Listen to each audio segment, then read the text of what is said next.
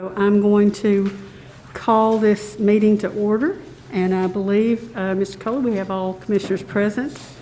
First item on our agenda is approval of our minutes from the September 17th meeting that were mailed to you. Do we have a motion for approval? So moved. Second. All in favor say aye. Aye. All right, the minutes are approved.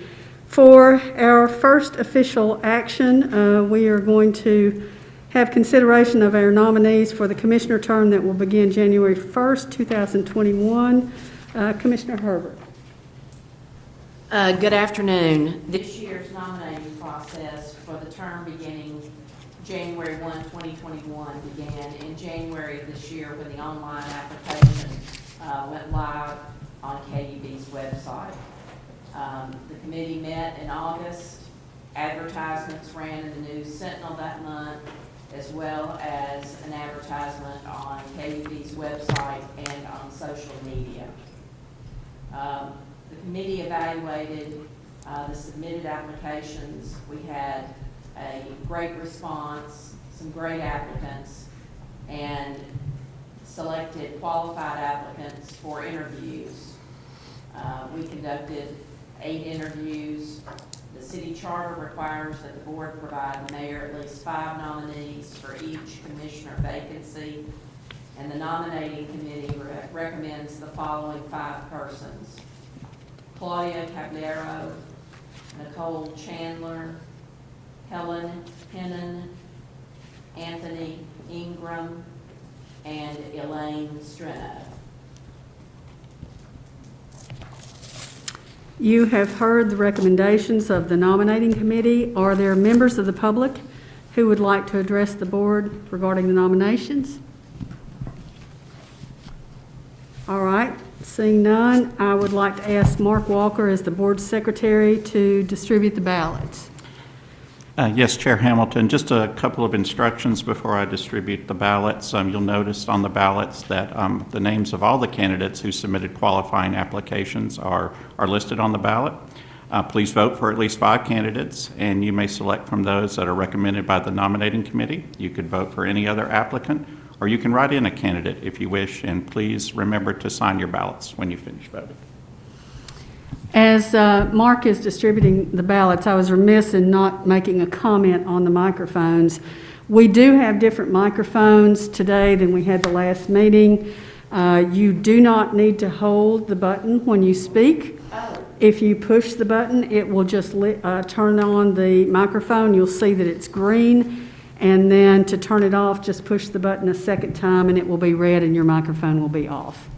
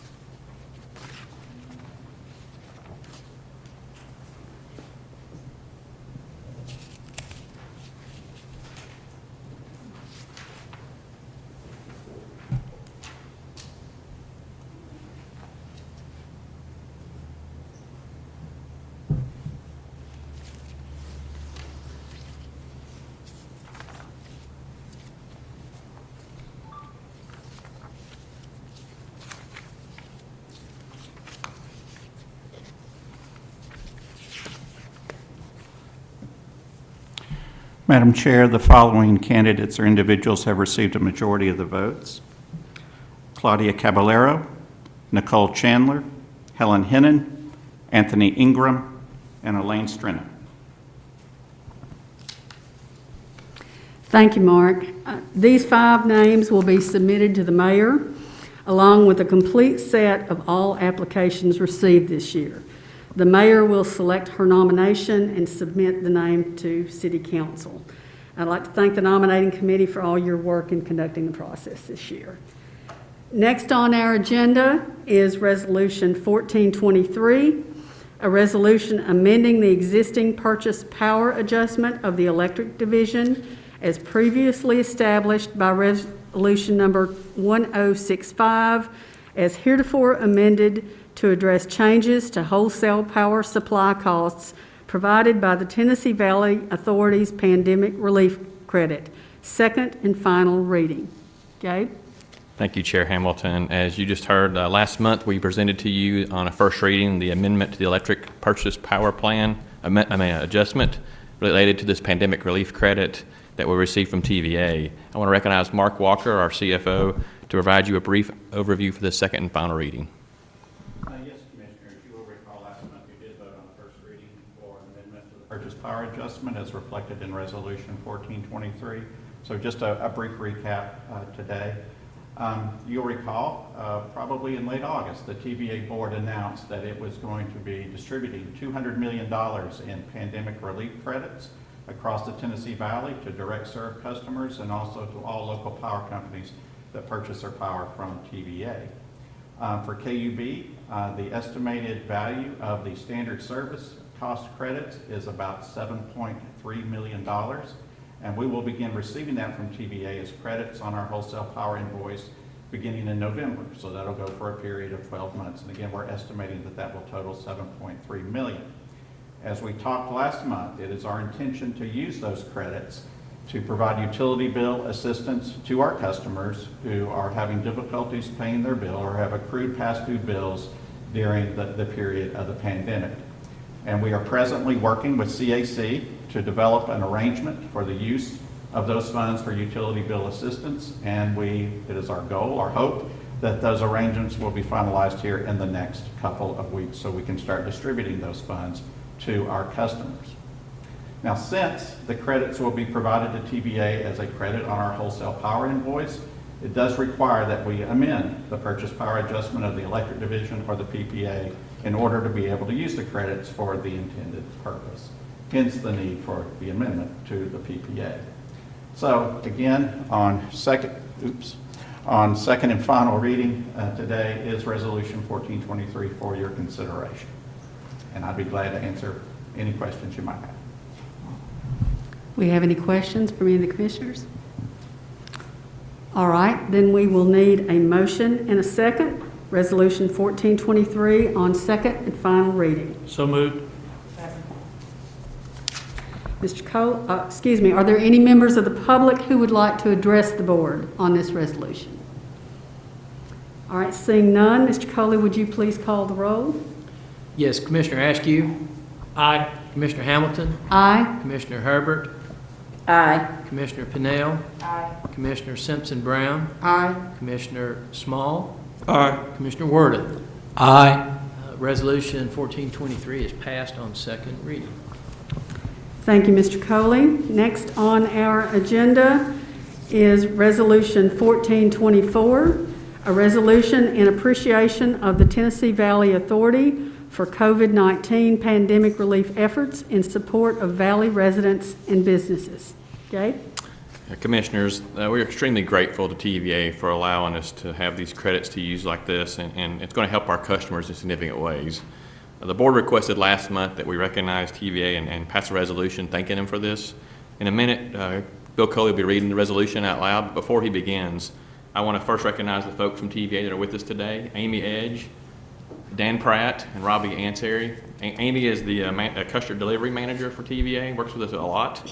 Dan is vice president of customer delivery, and Robbie is our customer service manager. And we've known him for a long time also. Thank you all for being here, and thank you for what you've done for our customers and for our folks in this community.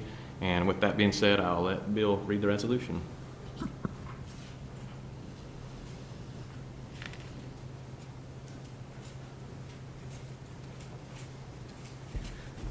Thank you, Mr. President. Resolution 1424. A resolution in appreciation of the Tennessee Valley Authority for COVID-19 pandemic relief efforts in support of Valley residences and businesses. Whereas the COVID-19 health pandemic started causing significant adverse financial and wellness impacts on the Tennessee Valley residences and businesses in March 2020 and has since continued to cause hardship. And whereas a number of Knoxville Utilities Board residential and business customers are experiencing financial difficulties due to the pandemic and need utility bill payment assistance, and whereas the Tennessee Valley Authority joined KUB and other organizations in acting early in the pandemic to provide relief for customers who are having difficulty paying utility bills, and whereas TVA implemented its Back to Business credit program in May 2020 and recently extended it to provide financial relief to large commercial and industrial electric customers who fully or partially suspended operations due to the pandemic impacts.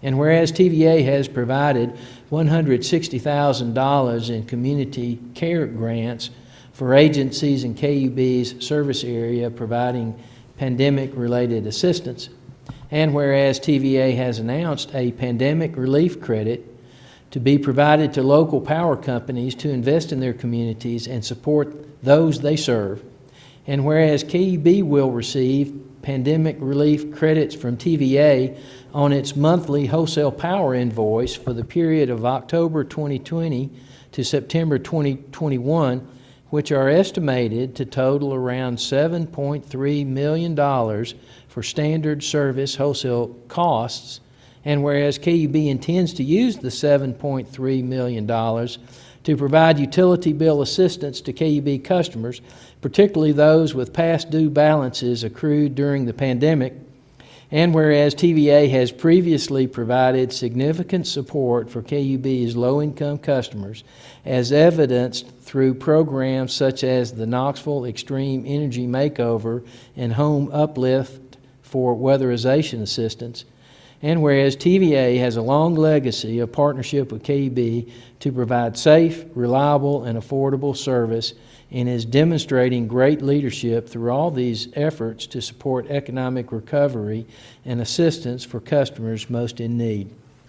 Now, therefore, be it hereby resolved by the Board of Commissioners of the Knoxville Utilities Board, Section 1, that this board hereby gratefully acknowledges and expresses its deepest appreciation to TVA for its dedicated service and COVID-19 pandemic relief efforts for the Tennessee Valley and for KUB customers. And Section 2, that this resolution shall take effect from and after its passage, and that a copy shall be provided to TVA. Signed by all the commissioners, and at this time I will present the resolution to Mr. Pratt.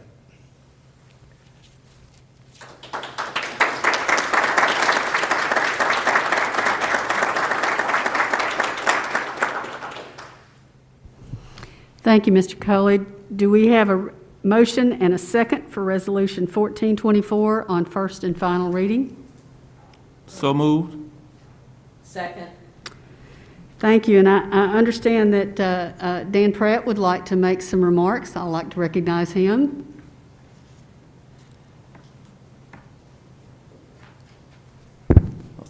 Thank you, all council members here, Chair, Gabe. It is on behalf of TVA and with all humility and appreciation that on behalf of Jeff Lyash and Jeanette Mills, both the CEO and Executive Vice President of External Relations, who are actually meeting with our board at the moment and otherwise would have been here, and also on behalf of Amy and Robbie, who have just a great relationship with your whole organization. Let me just read a couple remarks of our appreciation. We sincerely appreciate this recognition of the support TVA has been able to provide through these challenging times in partnership with KUB and other local power companies across the valley. Developing and executing these programs of support and assistance has been a true collaboration, and KUB has been with us every step of the way. Gabe and his team have shown great leadership in serving the community and your customers, from quickly monitoring emerging needs to identifying potential ways we could work together to help, then rolling out solutions and educating the community on assistance available to help them. They have helped shape and drive these offerings to ensure the needs of Knoxville area families and businesses were represented and addressed, and the outcomes have been better for their direction and collaboration. TVA and KUB have always counted on one another to do what's right for the people of this region, and it's been a privilege to work alongside KUB's leaders to address such unprecedented hardships for those we serve together. The last 7 months, more than ever before, have shown what we can accomplish when we all operate as neighbors helping neighbors together. Lastly, I'll just make the comment and our appreciation for what you're doing in Resolution 1423. That, again, the money, $200 million, was very much an opportunity created by the long-term partnerships that TVA has now with 142 of our local power companies, including Knoxville Utility Board. So we're in this together in the good times and the challenging times, and again, can't thank you enough, and I will be proud to bring it back to Jeff and the agency. So thank you. Thank you very much, Mr. Pratt. This has truly been an exceptional partnership. You've stepped up and helped us to help our customers in what could have been and still is a very difficult situation for a lot of people, but the funds and your partnership that you've provided has helped us make it a little bit less so. So thank you very much. Mr. Culley, would you call the roll, please? Yes. Commissioner Askew. Aye. Commissioner Hamilton. Aye. Commissioner Herbert. Aye. Commissioner Pinnell. Aye. Commissioner Simpson-Brown. Aye. Commissioner Small. Aye. Commissioner Worden. Aye. Resolution 1424 has passed. Thank you, Mr. Coley. Next on our agenda is Resolution 1425, a resolution appointing members of the Community Advisory Panel. Gabe? Thank you, Chair. Commissioners, as you recall, back in August, we came to you with a resolution to start assembling the Community Advisory Panel. We have been hard at work at that since that time, and I'd like to recognize our Senior Vice President and Chief Administrative Officer, Susan Edwards, to present you the slate of nominees that we prepared for you today. Thank you. Thank you. As Gabe said, we've been working on this since August when you all adopted that first resolution, 1420. And as you'll recall, that did direct us to get underway with the work of identifying people for the Community Advisory Panel and also to establish how the panel would be administered. Just as a reminder, this panel is really intended for three purposes. First is to gather customer input in a variety of ways. Also to address issues of concern to the community, so we want to get input on things that we're doing or considering, but also to address issues that may be of concern to those that we serve. And then in the end, hopefully all of this together helps us to build stronger community relationships, because we'll be able to hear from our customers more effectively and also share information back out to them through this network of advisory panel members. So the selection process we've gone through has been really enriched by input we've received from a number of stakeholders, including elected officials. Some of you on the board have given us some suggestions, and other community stakeholders that we work with on a regular basis, as well as our facilitator, Bill Lyons, who's been a part of this discussion as well. Our goal was to seek a diverse representation from folks who have interest with low-income communities, with environmental issues. We wanted both a mix of residential and business customers, because the decisions you all make affect all of our customers. We felt like that the advisory panel should reflect those interests as well. And then, since we have been, as you know, working very closely with the City of Knoxville on this as a result of the work over the summer with City Council, we've got some good representation from the city as well. So this is the list of nominees, and I'm not going to go through each one of them individually. We did include more information on each of these nominees in your packet, so hopefully you've had a time to look over them. But I hope you'll agree it is a good mix of people and achieves the objectives that we set. We do have some folks who are focused on low-income matters. We have some environmental advocates. There are going to be people on this list you recognize because they've been before you in the past. And there's probably some people that you don't know, and we are looking forward to getting to know them together. On this list, we have a low-income housing advocate. We have, as I mentioned, environmental representatives. We have frontline low-income advocates, as well as a social worker with 40 years of experience in the field. We have the first African-American female member of City Council. We have a facilities manager with a focus on energy management. We have a Ironman triathlete and the Fountain City Man of the Year. So I think it's an intriguing group to me. I think it's going to be really interesting to get to know them, and we're looking forward to getting started with this group. So Resolution 1425 appoints this initial panel members. As you saw, there are 16 members. We were aiming for between 15 and 17, so hit a pretty sweet spot there. It also adopts the structure and ground rules for the panel that we included in your packet. These are modeled after the ground rules that we used for the PACE 10 Partners Council, and they served us well for that process. They've been updated and modified to reflect the broader scope of this group, and Bill Lyons helped us to do that. So we feel like that's a good starting point for this group. The plan would be for you all to consider in this resolution to adopt both the structure and ground rules, appoint the initial panel members, and then in the future, if we have panel members drop out or if there are changes that the group feels are warranted to the structure and ground rules, those could be adopted by the president and CEO in consultation with the chair. So that's Resolution 1425. It requires one reading, and I'd be happy to answer any questions you might have. Questions or comments from commissioners? I don't have a question, but I want to thank you, Susan, and the team for your hard work on this. I know many of the people that were nominated for the panel, and they're people who deeply care about this community. I think these are people who want to do what's best for everybody in our community, and I think that they are phenomenal people. I think they'll be assets to the work not only that you all do as employees of KUB, but also helping us as board members as we think through tough issues. So thank you for all the work that you've done, and I look forward to working with that group of people. It's certainly a diverse group of people. As a fellow Iron Man myself, I especially... You know that wasn't a joke. I really... But I just want to say thank you to the hard work, and and send our thanks and congratulations to the people who are nominated once they are selected, because I do think they're going to help us do this work and do it much better. Thank you. I want to echo, is this on?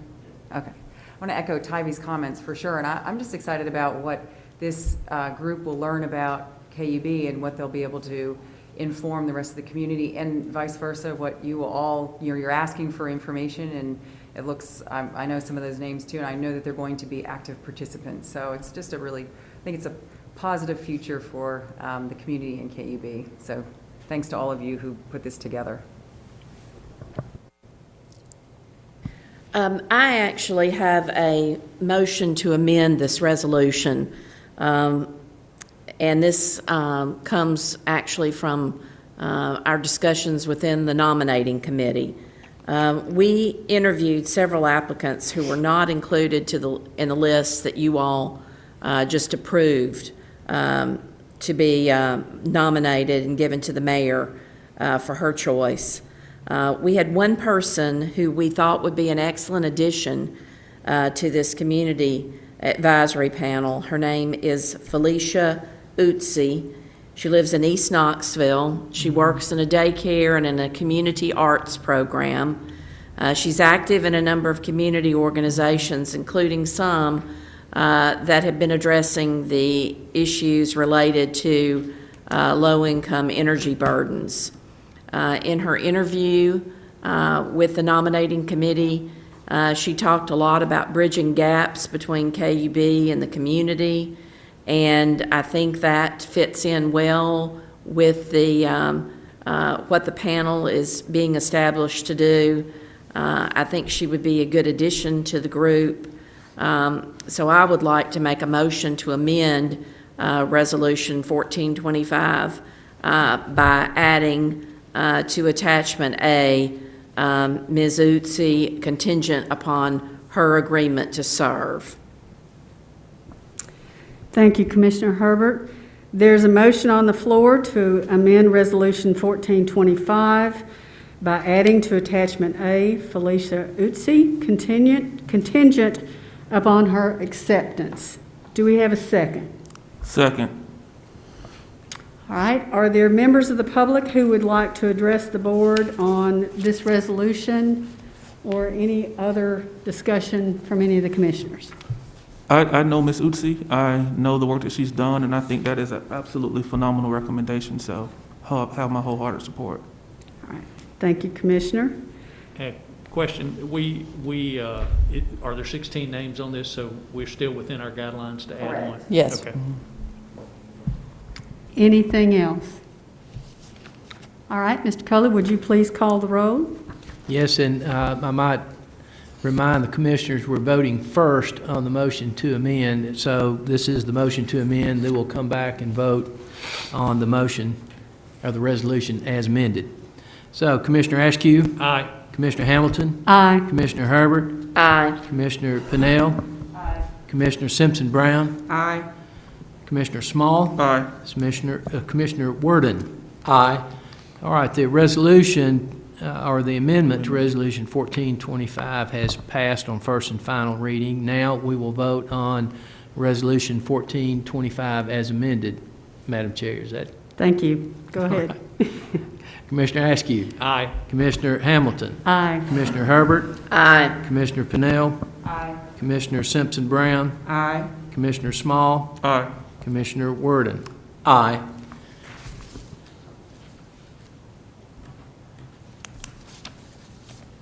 Resolution 1425, as amended, has passed. Thank you, Mr. Coley. Next on our agenda is the President's report. Yeah, thank you, Chair. Yes, the fall is in the air, despite the fact it's 80 degrees today, but it is coming shortly, and it's not far behind.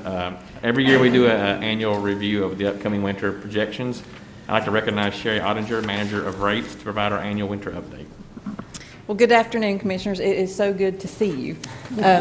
Every fall, we do provide you with a winter update. And in this presentation, it is required by Resolution 1387 that we update you on KUB's natural gas contracting activities.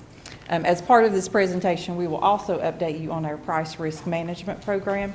That is governed by Resolution 1388. And then, of course, as always, we will provide winter bill projections. But before we get into the required updates, I would like to take just a moment to talk about the natural gas industry in general, just a little bit, and some of the impacts to us right here in Knoxville. In past years, we have discussed at great length some of the national trends that we have seen regarding natural gas.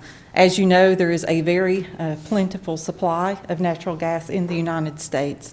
And the access, as that has improved to those supplies, we have seen the market prices be reduced.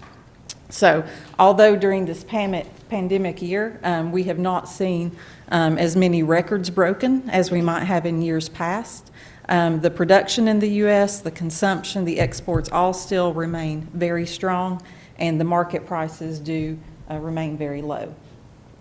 Pipeline maintenance is also a prevailing topic across the nation, and we are certainly seeing that locally as well. I know you are aware that East Tennessee Natural Gas, which is owned by Enbridge, that is the only pipeline that directly serves the Knoxville community. That pipeline has had more maintenance this past summer than we have ever seen before. So when we talk about maintenance type activities, I do want to stress, whenever there is any potential issue that occurs on a pipeline anywhere in the United States, of course, the other pipelines take note, and they want to be responsive to any potential issues. So when I say that we've had a lot of maintenance events or activities this summer, I don't want to inadvertently give you the impression that there's a lot of construction type activities. At this point, pipelines would review their assets, review their records, and then any kind of tests that they might need to conduct in order to obtain more data about their system. That's the type of activity that we are seeing. It's exploratory and testing type activity. But that does very much impact us, as at times it reduces the amount of flow that can occur on a particular part of the system. And so we need to be responsive to that locally. And then, unfortunately, whenever we see increased maintenance activities, potentially increased capital expenditures, if repairs or replacements are needed, that can also drive the rates. And again, that is a national phenomenon, but currently we do see that East Tennessee Natural Gas filed this summer for a very significant rate increase. That rate increase is on FERC's procedural schedule, and that schedule extends all the way until next October, when we might expect this to be concluded. The reason that I'm going ahead and discussing it with you now is because this is very common practice. Whenever East Tennessee puts forth the rates that they would like to receive, those rates are going to go ahead and go into effect this January, even though FERC will not have yet approved them. And then as the process goes forth, if FERC approves those rates, they will stand. If FERC approves a lower rate, perhaps, then KUB would receive refunds. And of course, those refunds we would flow automatically back to our customers through the purchase gas adjustment. So again, just a lot of activity within the industry nationally, and then of course there are impacts locally. So now we will talk specifically about our compliance with Resolution 1387.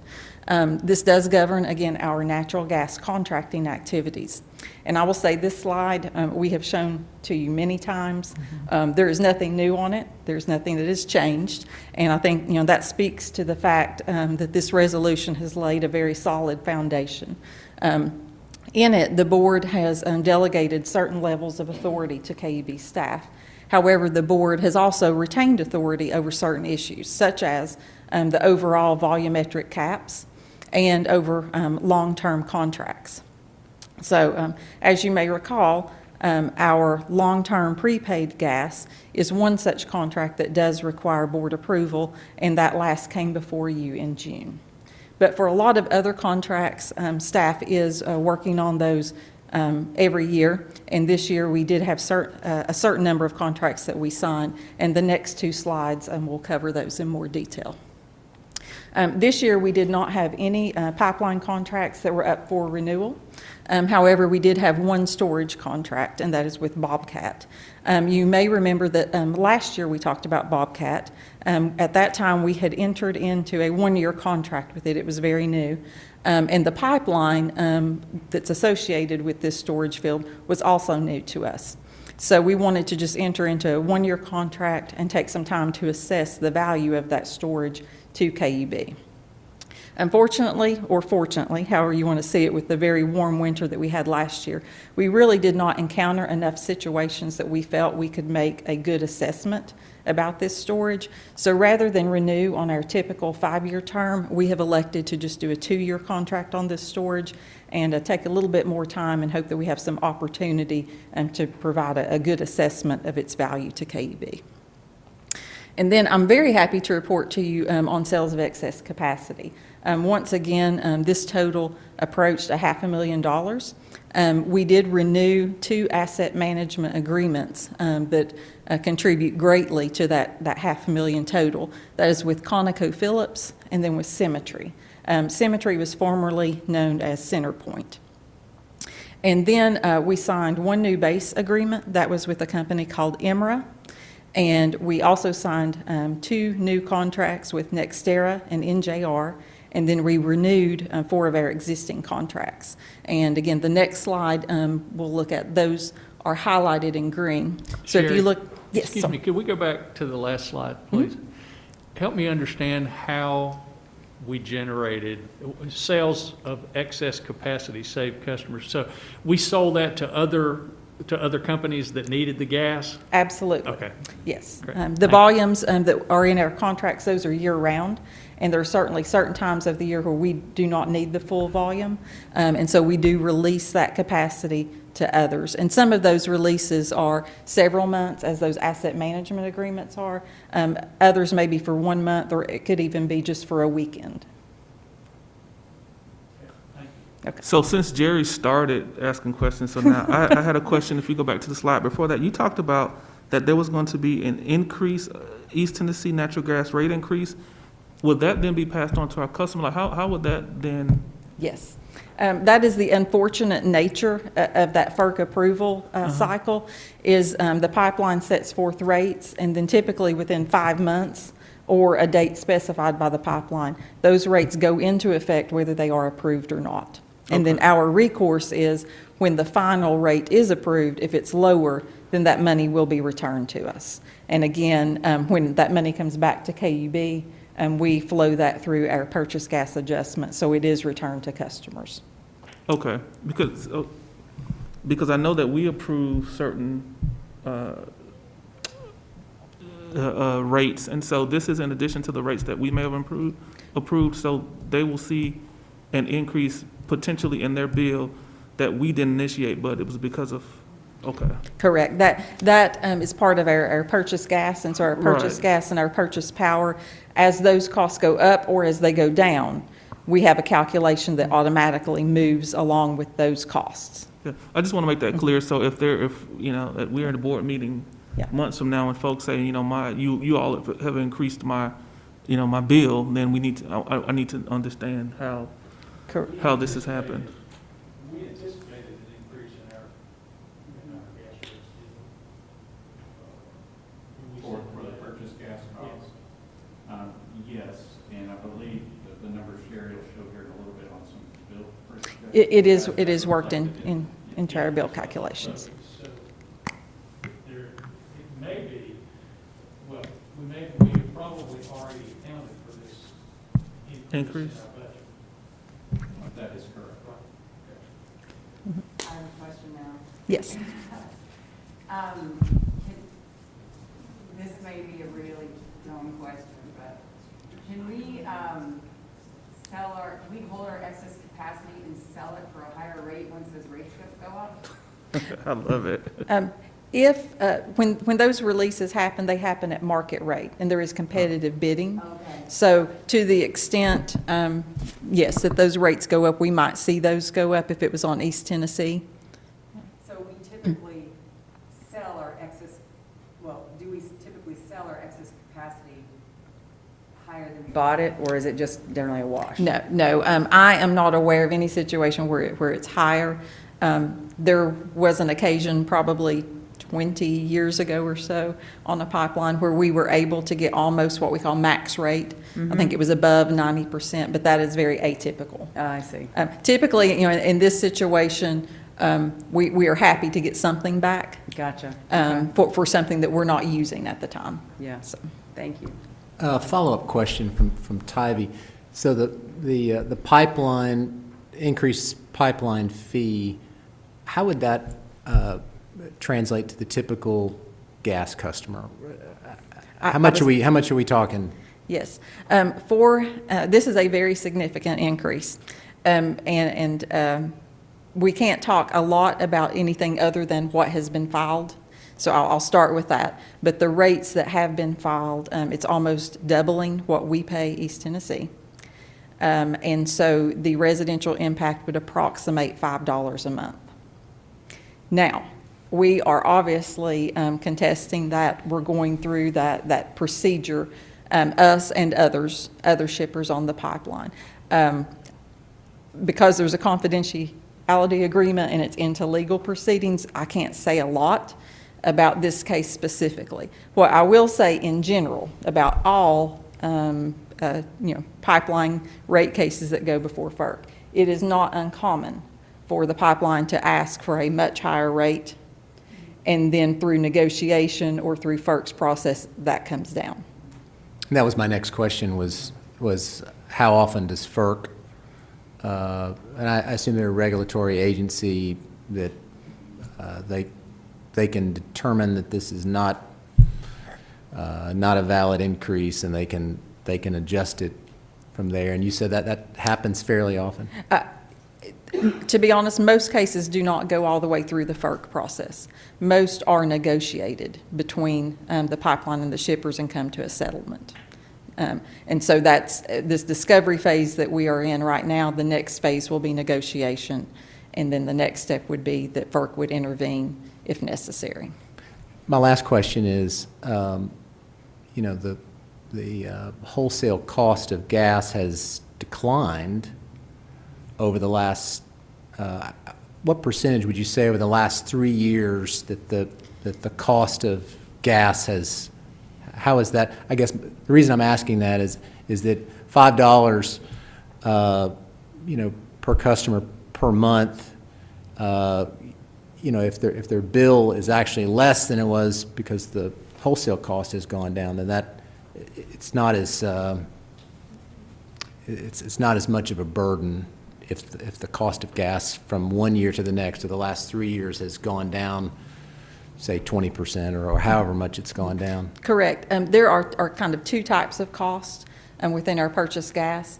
There's supply, and that's what you're referencing, Right. is the commodity pricing. That has probably been fairly steady for 3 years, and I do have a chart on that. However, I will say, you know, there was a time where those commodity prices, a normal price was more in the $6 to $8 range. And now our normal prices are more in the $2.50 to $3 range. Now, I think that may be so long ago in our customers' memory. Sure. That they might not make that connection that you're making. But certainly, that has benefited our customers, those market prices going lower.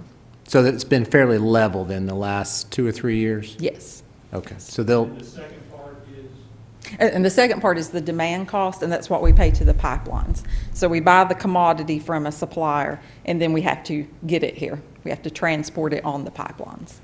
And those, we call those demand costs. And John, because this will go into effect in the winter, if I'm not mistaken, in January of 21, you know, weather's going to drive the, you know, the bills, and bills jump up and down based upon the weather. So even though there is a $5 increase, it's really going to be hard to notice because weather's going to be different. that's what I was getting at, Part right? of the bills Right. here in the wintertime. And Sherry's right. History says, they say here, it'll end up either negotiated or FERC will say here. So there will be an increase when it's all said and done, but it's probably not going to be near what they filed. Great, thank you. Okay. So again, this is our natural gas supply portfolio, and on the right, you will see a table of our suppliers. And again, just to highlight, the two contracts that are new are NextEra and NJR. And previously, we've have a base agreement with these two companies, and we have purchased from them on a spot or daily basis. But the new contracts here are indicating that we would intend to purchase from them on a recurring monthly basis. And then the other things that are in green, you see the volumes. Some of the volumes are highlighted in green. So if we look at ConocoPhillips, for example, it says 3 to 13,000, and that's decatherms per day. And what that means is that at the beginning of each month, we will notify Conoco and of what volume we intend to base load every day throughout the month. And we can pick any number from 0 to 13,000. And so we do change that from month to month. The reason that some of those change from one contract term to the next and are highlighted in green is simply because sometimes the storage fields change on the pipelines, pipeline conditions change, and so we constantly evaluate KUB's receipt points, and then we work to get the most advantageous receipt points changed, and that's reflected there. If you can just go back one more, and then I'll just mention on storage, that's the bar graph. On the left, you do see the blue indicates that we have gas in storage. The green indicates that we have space available, and that is by design. If you think that, even though we're heading into winter, sometimes in November we might have a warm day or a warm week, and it is possible that some of our purchased gas we would need to still direct that into storage. So we don't want all of our storage fields to be 100% full. And so our next chart does talk about warm weather a little bit. As we've mentioned many times, weather is a key driver of winter bills. And certainly, I will not make any guess as to what next winter might hold, but I am happy to show you history. And history says that 3 of the last 20 years were colder than normal. We also had quite a few years that were at normal. And then about half were warm or significantly warmer than normal. And so normal weather is governed by NOAA, the National Oceanic and Atmospheric Administration. They do set those values on a 30-year basis, and they reevaluate that every 10 years. So the last recalculation was published in July 2011. So we would expect that next summer, NOAA would publish new normals for us. And in 2011, I will say that for winter, the numbers were adjusted downward by 1%. So again, weather very much drives our winter bill projections. And you would rightly suppose last winter was very warm, 16% warmer than normal. So if we were to return to normal weather, we would expect bills to increase just based on weather. So you can see here natural gas. The bill last winter averaged $76.77. And applying normal weather to this year's projection, we have $91.46. So that is a potential increase of $14, and $12 of that is driven by weather. The other $2 would be for the purchase gas type of expense that we've already discussed. Then as we look to the electric bill, last winter, $116.30. This winter, an increase projected of $8.50 if we return to normal weather.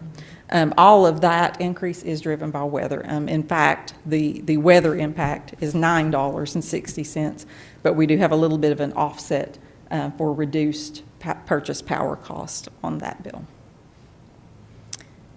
And our final topic for today is KUB's Price Risk Management Program. This program is governed by Resolution 1388. And as you can see from the chart, prices have been relatively stable over the past several years. We have one very low peak and one high peak on that chart, but in general, it has been quite steady, particularly over the last several years. And we are enjoying, again, prices in the range of $3. My tenure at KUB is much longer than this 10-year chart. I go back 25 years. And so I can remember a time when we had to set the scale to $15 because we had a price spike that hit over 14. So to me, this is a very calm, steady chart. Certainly, if we put it on a $15 scale, it would look very smooth. And again, our price risk management program, the goal of that program is to smooth out those peaks and valleys. We had pipeline maintenance mentioned on this chart. The reason for that is, as I talked before about, we need flexibility to be able to respond to those maintenance events. We'll base load less now than we would have before and be in the spot market because although the pipeline puts out a schedule ahead of time, as you well know, schedules can change for many reasons, but one of which is weather. A lot of rainfall could delay a project, delay testing, and so they're shifting those schedules all the time. Although our suppliers are very good to work with us when that happens, if we needed to pull back or apply the volumes in a different manner later in the month, our optimal situation is for us to be in a position of flexibility from the start. And because of that, last February, the Price Risk Committee did amend our hedge goal. It's typically 50%. As we looked ahead and saw those summer maintenance activities coming, that was reduced to 25%. And it's very likely we may need to do that again next year. And we don't really have concerns about that. We think that's the optimal situation for us to be in this current environment of a lot of maintenance. So in conclusion, KUB's natural gas contracts are in compliance with Resolution 1387, and our price risk management program is in compliance with Resolution 1388. And I will be glad to answer any further questions you might have. I do have kind of, so I saw that we had 3 pipelines. Remember when I guess it was East Tennessee natural gas pipeline had issues? Yes. And that is our primary but not our sole pipeline. Is that, because I saw 2 others. Are those in storage on the? Yeah, We do have contracts on 3 different pipelines. The situation we're in, East Tennessee is the only pipeline that directly connects to Knoxville. So we use the other 2 to get the gas to East Tennessee. to get it to the East Tennessee pipeline. Without the East Tennessee pipeline, we cannot get any gas because there is no other option running past Knoxville. Okay. Thank you. So those scheduled maintenance and testing that you referred to, those are not on the East Tennessee pipeline? Those Yes. are on- Yes, they are on the East Tennessee? Yes, they are. Well, then, help me understand, if we can't get the gas anyway, I thought I heard you say we adjust how much we're buying on the spot market and all of that. Why does it matter if we can't get it? We can get it. When they are doing the testing, sometimes what they do is the throughput is reduced. So instead of being able to flow 100,000 decatherms through this point, they can only flow 50,000. And then that's part of why they try to be strategic about what months that they choose that. The other thing is, if I had a map up here, you'd see the East Tennessee system. It extends Nashville and then up into the Appalachian region, and then it also comes up from Chattanooga. We are very fortunate to be where all 3 legs meet. So even if they're doing maintenance on the west end, we can pull gas from the east end.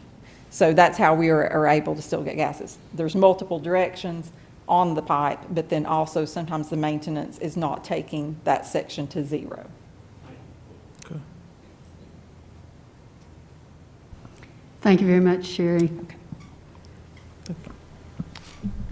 Commissioners, I'm very pleased to announce that we have received some awards lately for some things we've been doing at KUB. I want to recognize Mike Boland, Vice President of Utility Advancement, to give you the details of those awards. Thank you, Mr. Bolus. It's my pleasure to stand up here today and talk about a couple of recognitions that KUB has recently received for our sustainability and environmental efforts.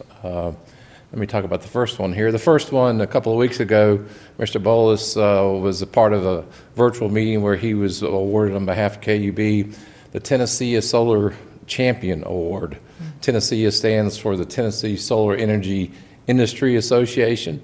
It's a statewide association primarily of solar installers and those that are friends of the solar business, if you will.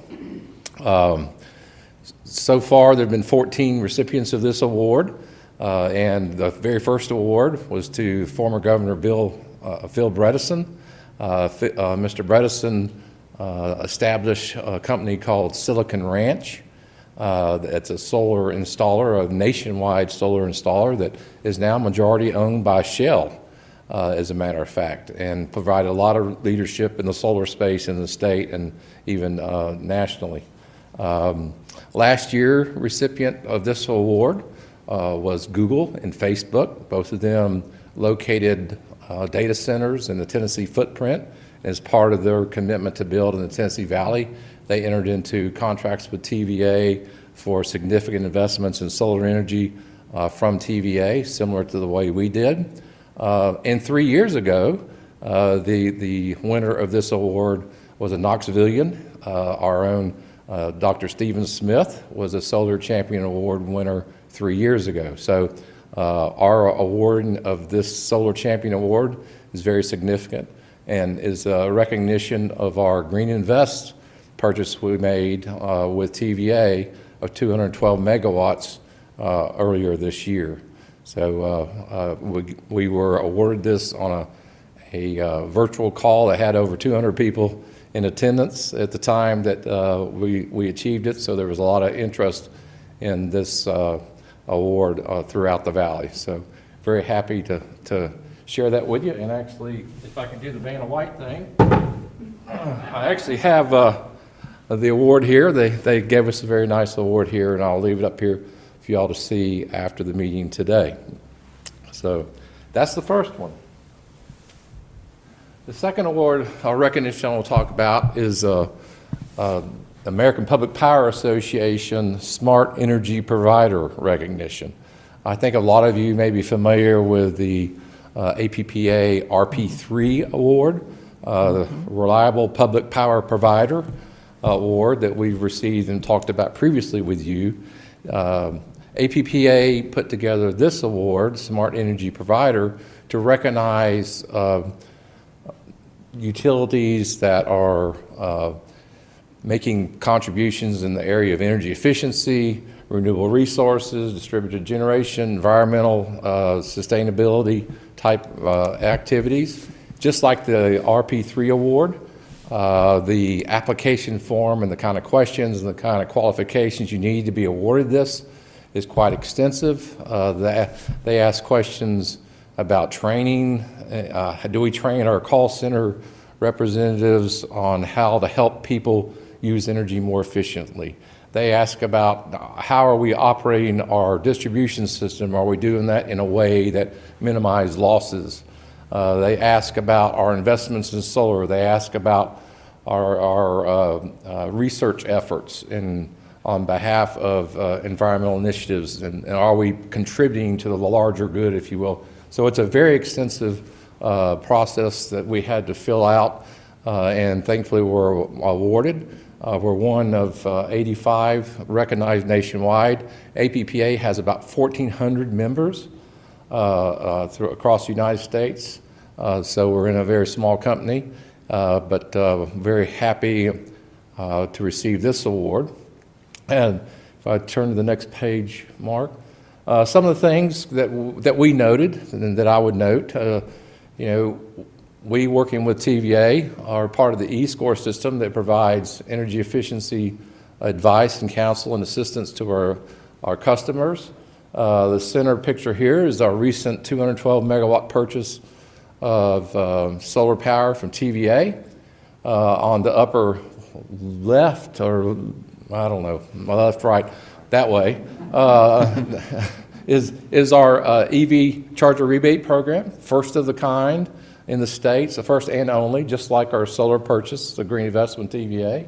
At the lower, you see our workshops that we have to educate our customers on energy efficiency. I know we've had some of these workshops here at the board, so y'all know about that. In the center, you'll see the KUB Smart Thermostat program that we're doing in conjunction with TVA, where they will come and install a free installed smart thermostat in your house. In return for you allowing TVA to adjust the thermostat 10 or 14 times a year, I think, by a little bit. And then finally, in the bottom, that side, left, you'll see the solar installation on top of the new engineering building. So these are just some of the examples of the different things that we could cite in our application for the Smart Energy Provider Award. But taken together, there's a great amount of work that we have done and are doing in the sustainability type space. While I have this picture up here, I want to say, if you focus on the new engineering building and the solar panels on top of it, just yesterday we were informed that we were awarded the LEED certificate that we've been working so hard to achieve on that building, and we were awarded that yesterday, so I'm happy to talk to y'all about that today and let y'all know that's the case. I would also say in your packet, there's a little postcard like this. That postcard on the back has a QRG code for you to use on your phone. It'll pull up our latest environmental report. I think we're very proud. I think y'all will be very proud if you look at all the other various activities that we're undertaking in the environmental space that has contributed to this Smart Energy Provider Award. And with that, that's what I had. I'll be happy to answer your questions. Oh, I do have a pipe for that too. Sorry. I'd just like to say congratulations. Those are some pretty impressive achievements, and it takes a huge team of people to pull off qualifying and receiving those awards. So it's a big deal, and it reflects well on KUB and on the board's leadership and executive management leadership. So thank you, congratulations. Thank you. And also, I just hope we never take for granted the awards and accomplishments, because there are a lot. And that this is normal for a company like this, but even though you've won a lot of awards that will continue to, put out there, to stretch, I just think this, back to the community advisory panel, things like that as well. You guys are always pushing to see where we can go for the community, and it's just so impressive. Thank you. Thank you. All right, thank you. Thank you, Mike. At this time, are there any members of the public who would like to address the board? All right. Seeing none, following the adjournment of the meeting, the board will have a lunch session that is open for the public to observe. The meeting is now adjourned.